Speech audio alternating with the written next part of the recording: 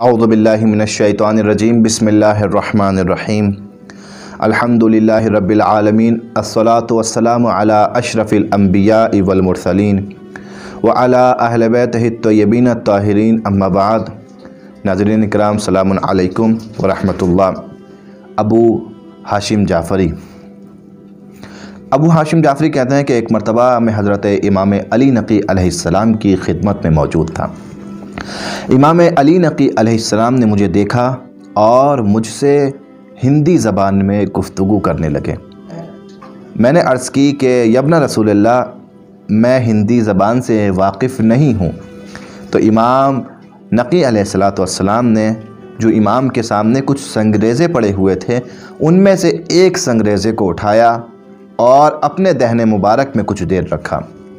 उस संगरेज़े को मुझे दिया और कहा कि इसे अपने मुंह में रख लो। मैंने उस संगरेज़े को अपने मुंह में रखा और अब जब मैंने उसे अपने मुंह में रखा तो मुझे अपने अंदर एक तब्दीली का एहसास हुआ, एक अजीब कैफियत का एहसास हुआ। जब मैं इमाम की बारगाह से उठा, मुझे महसूस हुआ कि मैं अरबी के अलावा भी कुछ और ज़बानों को सीख चुका हूँ। इससे पहले मुझे अरबी के अलावा कोई ज़बान नहीं आती थी, लेकिन मुझे कुछ दिन में एहसास हुआ मैं अरबी के अलावा भी 73 ज़बानों का इल्म हासिल कर चुका हूँ। ये इमाम अली नक़ी अलैहिस्सलातु वस्सलाम का एक मौजिज़ा था, ये इमाम की एक करामत। गोया इमाम बताना चाहते हैं कि इमाम अलैहिस्सलातु वस्सलाम के इख्तियार में तमाम कायनात का इल्म है। ये जिसे चाहें इल्म अता कर दें, ये जिसे चाहें इल्म की दौलत से नवाज दें। जब हम इमाम नक़ी अलैहिस्सलातु वस्सलाम की ज़िंदगी को देखते हैं तो आपकी विलादत के बारे में 2 तारीख़ें ज़िक्र हुई हैं। पहली तारीख़ 5 रजबुल मुरज्जब और दूसरी तारीख़ 15 ज़िलहिज्जा। रिवायतों में ये 2 तारीख़ें नक़ल हुई हैं। बाज़ जगह 15 ज़िलहिज्जा को इमाम की विलादत का जश्न मनाया जाता है और बाज़ जगह आपकी विलादत का जश्न 5 रजबुल मुरज्जब को मनाया जाता है। लेकिन आपकी विलादत 212 हिजरी में वाक़ हुई, ये बात जो है वो साबित है। और आपकी शहादत के बारे में जो तारीख़ है वो फ़कत एक तारीख़ नक़ल की गई है, 3 रजब, यानी आप 3 रजबुल मुरज्जब को शहीद हुए हैं और आपको सामर्रा में आपके ही घर में सुपुर्द खाक किया गया। और आज सामर्रा में आपका रोज़ा और इमाम हसन अस्करी अलैहिस्सलाम का रोज़ा मौजूद है। आपके वालिद बुज़ुर्गवार इमाम तक़ी अलैहिस्सलातु वस्सलाम और आपकी वालिदा का नाम समाना खातून था। आपके अलक़ाब, आपका नाम अली था, लेकिन आपका मशहूर लक़ब नक़ी और हादी है और आपको अबुल हसन के नाम से भी याद किया जाता है। आपकी कुन्नियत अबुल हसन भी है। अगर इमामत के बारे में कहा जाए तो इमाम अली नक़ी अलैहिस्सलातु वस्सलाम को 8 साल की उम्र में मनसब इमामत मिला। यानी जब इमाम मोहम्मद तक़ी शहीद हुए और इमाम अली नक़ी अलैहिस्सलातु वस्सलाम की इमामत के दौर का आगाज़ हुआ, इमाम अली नक़ी 8 साल के थे। 8 बरस की उम्र में आपको इमामत मिली और 33 बरस आपकी मुद्दत इमामत है। 33 बरस आप इमाम रहे और शहादत के वक्त आपकी उम्र मुबारक 41 बरस की थी। ये मुख्तसर आपके ज़िंदगी के अहम मालूमात। आपके दौर इमामत में, आपकी दौर ज़िंदगी में 6 खुलफ़ा आपकी दौर ज़िंदगी में मौजूद थे। 6 अब्बासी खुलफ़ा, मुअत्तसिम अब्बासी, वासिक़, मुतवक्किल, मुंतसिर, मुस्तईन, मुअतज़िल। और मुअतज़िल आखिरी खलीफा था कि जिसके ज़रिए से जहर दिया गया और इमाम अलैहिस्सलातु वस्सलाम को शहीद कराया गया। ये इमाम का मुख्तसर ज़िंदगी नामा था। जब हम इमाम की ज़िंदगी को देखते हैं तो इमाम नक़ी अलैहिस्सलातु वस्सलाम की ज़िंदगी के कारनामे जो हमें नज़र आते हैं वो वाक़ईन इंसान को सोचने पर मजबूर करते हैं। हर इमाम की ज़िंदगी के एक अलग नौइयत के कारनामे होते हैं। हर इमाम की ज़िंदगी के वज़ाइफ़ और फ़राइज़ उस ज़माने के एतबार से अलग अलग होते हैं। लिहाजा इमाम नक़ी अलैहिस्सलातु वस्सलाम ने जो ज़िंदगी में कारनामे अंजाम दिए, जब हम उस पर नज़र करते हैं तो हमें मालूम होता है कि इमाम का ज़माना किस तरीके का ज़माना रहा होगा। आपका हुकूमत से इर्तिबात कैसा था, आपका हुकूमत से रिश्ता कैसा था, ये हम हर इमाम की ज़िंदगी में देखते हैं। ہر امام کی زندگی میں ہمیں یہ معلوم ہوتا ہے کہ حکومت نے ہر طریقے سے چاہا ہے کہ امام کی تذلیل کی جائے، امام کو رسوا کیا جائے۔ لہذا جہاں ایک واقعہ ایسا پیش آتا ہے کہ حکومت کی طرف سے، دربار میں خلیفہ کی طرف سے پیشنہاد کی جاتی ہے اور یہ کہا جاتا ہے کہ وہ غلام کے جو ہر کسی کے آنے پر پردوں کو ہٹاتے ہیں اور یہ اس کے احترام کا سبب بنتا ہے، یعنی جب بھی کوئی دربار میں آتا تھا احترام میں غلام بڑھتے تھے اور اس کے لیے پردوں کو ہٹایا کرتے تھے۔ خلیفہ نے کہا کہ میں چاہتا ہوں کہ فرزند رسول کی اور امام نقی کی تذلیل کی جائے، امام کو رسوا کیا جائے، لہٰذا جب امام تشریف لائیں تو کوئی غلام آگے نہ بڑھے اور پردوں کو نہ ہٹائے، اور امام کو خود پردے ہٹانے پڑیں گے، لہٰذا امام رسوا ہو جائیں گے۔ مگر جسے خدا عزت دیتا ہے اسے دنیا کا بنایا ہوا کوئی خلیفہ ذلیل اور رسوا نہیں کر سکتا۔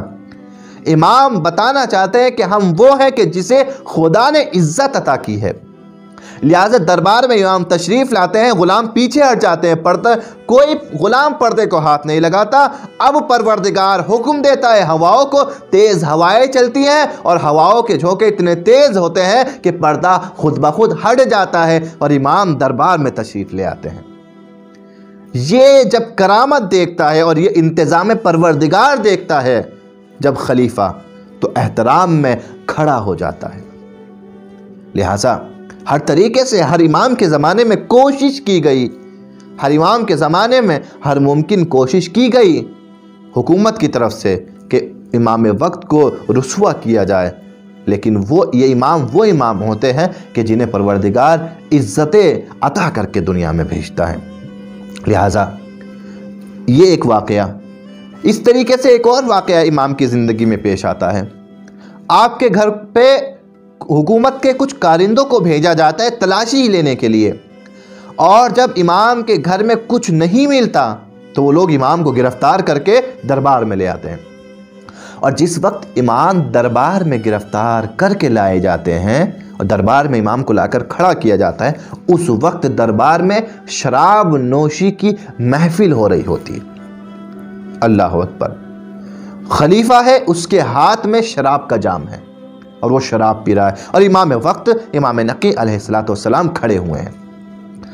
اب جیسے ہی خلیفہ نے امام نقی کو دیکھا، اب امام نقی کی خدمت میں خلیفہ نے امام نقی کی جسارت کی، ایک جسارت آمیز جملہ کہا۔ کیا کہا خلیفہ نے؟ خلیفہ کہتا ہے کہ ابن رسول اللہ آپ بھی تناول کیجئے، اور اپنے شراب کا پیالہ امام کے آگے پیش کیا۔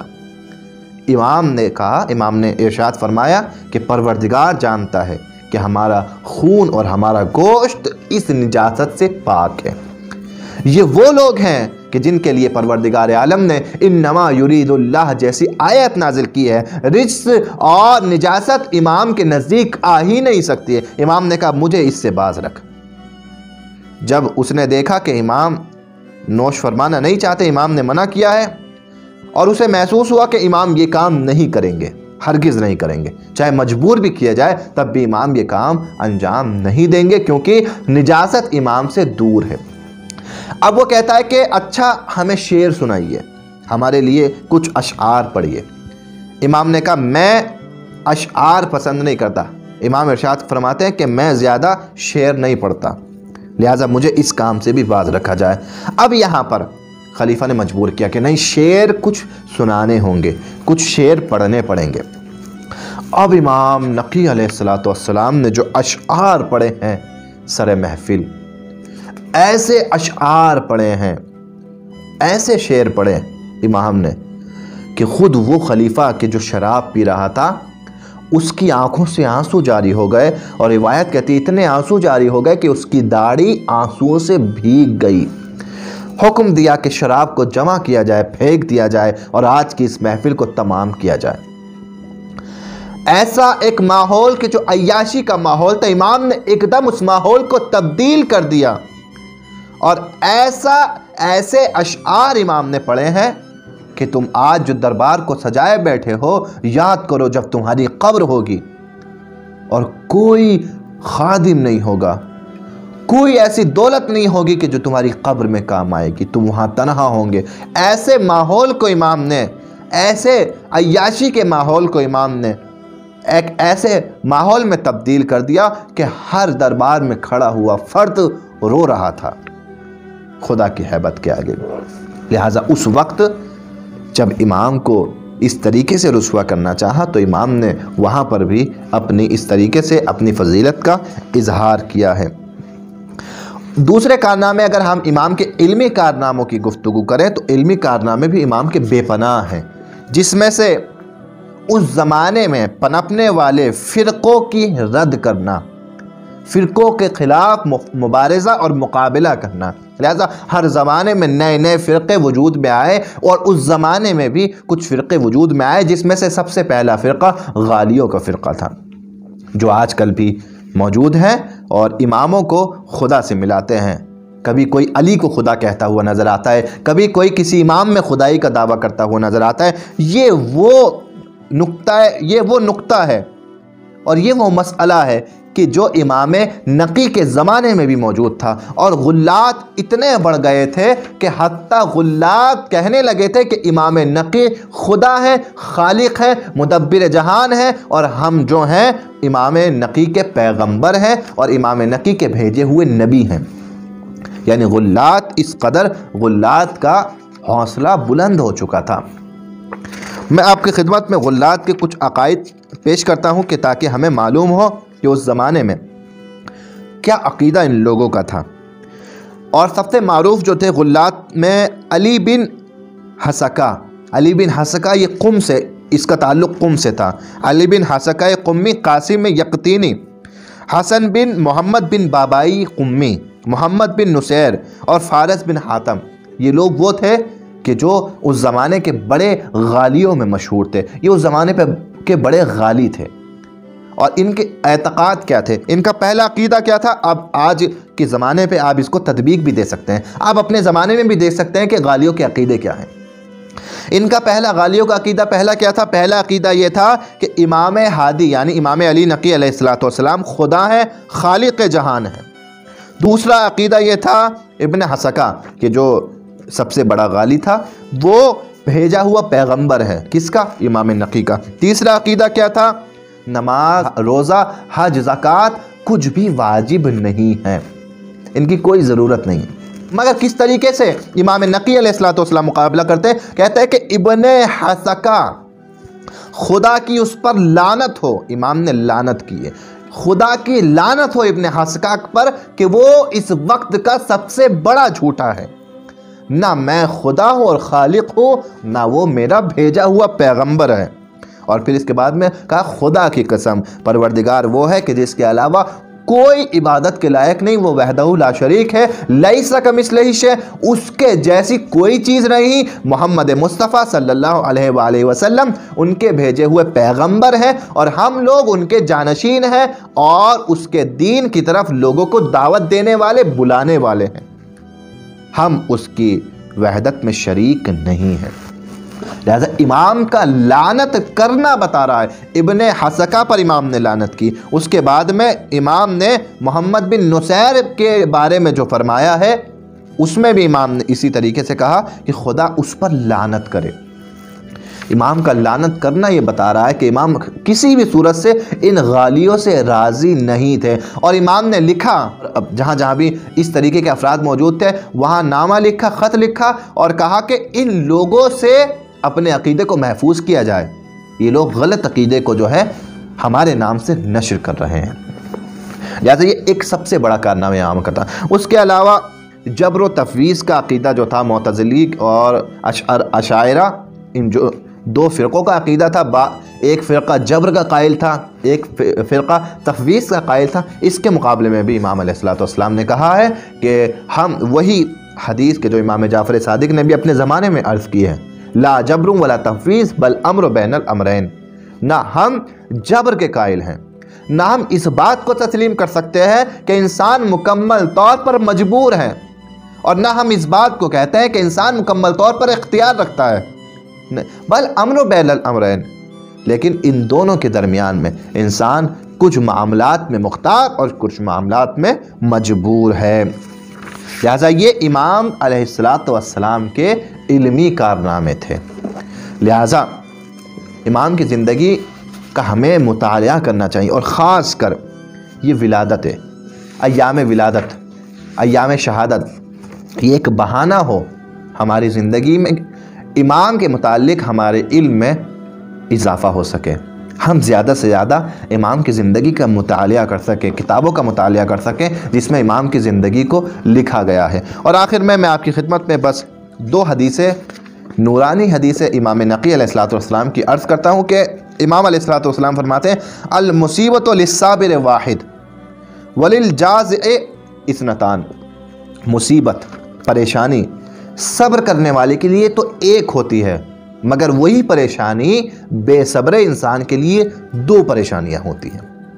یعنی امام بتانا چاہتے ہیں کہ ایک وہ انسان ہوتا ہے کہ جس پر کوئی مصیبت آتی ہے تو صبر کرتا ہے، اور ایک وہ انسان ہوتا ہے کہ جس پر مصیبت آتی ہے تو صبر نہیں کرتا، پریشان ہو جاتا ہے، کبھی ادھر جاتا ہے کبھی ادھر جاتا ہے، اس کو کچھ سمجھ میں نہیں آتا وہ کیا کرے۔ تو امام کیا کہتا ہے کہ صابر کے لیے تو یہ ایک مصیبت ایک ہی مصیبت ہے، لیکن یہ اس بے صبر انسان کے لیے یہ ایک مصیبت 2 کے برابر ہے۔ کیوں؟ کیونکہ ایک تو خود وہ مصیبت ہے کہ جس میں گرفتار ہے، چاہے کوئی بھی مصیبت ہو، چاہے رزق کے تنگی کی مصیبت ہو، چاہے اولاد کی مصیبت ہو، ایک تو یہ مصیبت ہے جس میں گرفتار ہے، دوسری اس نے خدا پر توکل چھوڑ دیا ہے، دوسری یہ مصیبت ہے۔ لہذا امام فرماتے ہیں المصیبت للصابر واحد، مصیبت اگرچہ صبر کرنے والے کے لیے تو ایک ہوتی ہے، مگر اس انسان کے لیے کہ جس کے پاس صبر نہیں ہے 2 مصیبت ہوتی ہیں۔ پہلی تو خود وہ مصیبت، اور دوسری اس نے خدا پر توکل نہیں کیا، خدا سے امید نہیں لگائی، اور پریشانی کا اظہار دوسروں سے کرنے لگا۔ ایک اور حدیث میں امام علیہ السلام ارشاد فرماتے ہیں کہ مال حرام کبھی بھی ٹکتا نہیں انسان کے پاس میں، انسان کے پاس مال حرام رکتا نہیں ہے، لیکن اگر رک بھی جاتا ہے تو اس میں برکت نہیں ہوتی۔ لہذا مال حرام میں ذرہ برابر بھی برکت موجود نہیں ہے، اور امام فرماتے ہیں کہ اس مال کو اگر خدا کی راہ میں بھی خرچ کر دیا جائے تب بھی انسان کے لیے کوئی فائدہ نہیں ہے۔ بعض لوگ ایسا کرتے ہیں کہ مثلا حرام طریقے سے مال حاصل کیا اور پھر بڑے بڑے پروگرام کرا کے خدا کی راہ میں اس مال کو خرچ کر دیا۔ نہیں، اگر حرام طریقے سے مال حاصل کیا ہے اور خدا کی راہ میں بھی خرچ کیا ہے تو خود اس انسان کے لیے اس میں کوئی فائدہ نہیں ہے۔ کیوں؟ کیونکہ مال ہی حرام تھا۔ خدا کی راہ میں خرچ کرنے کے لیے شرط کیا ہے؟ خدا کی راہ میں مال خرچ کرنے کی بنیادی شرط ہے کہ مال پاک ہونا چاہیے، اور اگر آپ کا مال پاک نہیں ہے، مال حرام ہے، تو اس میں آپ کا کوئی کمال نہیں ہے کہ آپ نے خدا کی راہ میں خرچ کر دیا۔ یہ امام ہادی علیہ السلام کی زبان مبارک سے نکلی ہوئی نورانی حدیث جو ہم نے آپ کی خدمت میں پیش کی، امید کرتے ہیں کہ آپ کے علم میں امام نقی علیہ السلام کے حوالے سے آپ کے علم میں اضافہ ہوا ہوگا۔ پروردگار سے دعا ہے کہ پروردگار ہمیں سیرت امام پر چلنے کی توفیق عطا فرما، ہمارے علم و عمل میں اضافہ فرما۔ والسلام علیکم ورحمۃ اللہ وبرکاتہ۔